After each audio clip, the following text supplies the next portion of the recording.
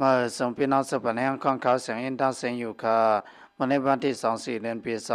2564น้องหายาติซื้อเสียงอย่างในเมืองใต้ทีหนึ่งมีคนไหลลุตายกว่าปากป่ายย้อนอิงซันกลางเมืองในวันที่28 3 เดือนปี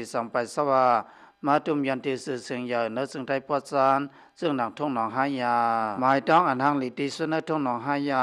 เป็นรองเอาตินไพ่เฮือนั่นไหนยาววันบางทีในทุ่งหนองหายาขวาลูกเหลียวทั้งหมดที่อยู่ด้านเศร้าเส้นในกล่อมขึ้นหรือสังย่ำเหลียวโลดตั้งสวยแถมนำเตี้ยๆวานไหนไว้อินสันนงสันควันกายยกเขาดังสีวันที่เนื้อทุ่งหนองหายากวนเส้นไหลตายย้อนพี่อินสันวิกว่าปากปลายเย้ากวนเส้นไปทบพันตัวเส้นนั้นก็มีทางตั้งนำวานไหนย่ำเหลียวที่เนื้อทุ่งหนองหายาหลังเฮิรนกวนสามีไปในลูกเหลียวกับมดย่ำเหลียวป้าสมคนน้ำตั้งกินกูสำเสนเปิงเสนายลูกการสวยแถมยาววานไหนสืบเสนให้เหล่าเทมอิสราเอลด้วยกองเฮิรนเตยกนนบตีเมื่อกอกลายอันกวน14ก็ที่หมายหนึ่งได้ถึงหมาย6เมื่อวันที่1 4 เดือนปี 2020เราเทมทับเซลมีการดาวิกาโมเปียไลทองด้วยเมืองกอกหมาย2เลยปอกแค่พังมันไว้เพื่อน30ครับอันที่ก่อสร้างอยู่ไรกวนล้มลงที่นักกอกมันนั้นในอันกวน14ก็ที่หมายหนึ่งในหมาย6วันไหนวันที่1 4 เดือนปี 2020ที่เห็นเตกวนล้มที่นักกอกมันนั้นยังมีคนตายแน่ไอ้มันป้อมมีนออกมาเยา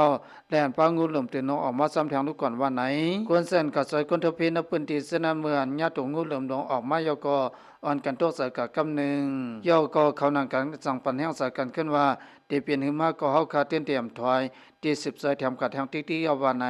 ยันประว่าเห็นเตกวนล้มแลกวนเส้นกึดอาศัยอยู่ทั้งแต่มาสนันที่มีหลายก็เส้นตายกว่าก็มีหลายก็สนัยไปมักมันไหลที่วันไหน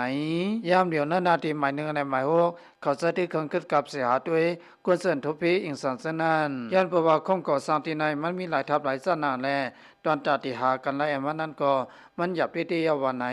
สมานทบันตัวตายสนันก็มันสมติเมียนตูนเนาเฮากาก็อ่อนกันคัสที่ว่าตอนตัดที่หาในพื้นที่สนัยข้าเสือเฮียงเอาห้างผังมันอยู่ยาววันไหนข่าวเงาดังหนองให้ยาเลยทั้งเมืองกอกเลยสุดกว่ายอดที่ในคาพี่น้องซื้อส่งทำของเงากระดังเสียงให้เลยอยู่ดีกินวันก็ยังค้ำซามังกลาเตรียมทนประมาณ4 กรัมอย่าไปลืมติดตามของข่าวแสงอิน4 กรัมค่ะมาส่งดังเสียงค่ะ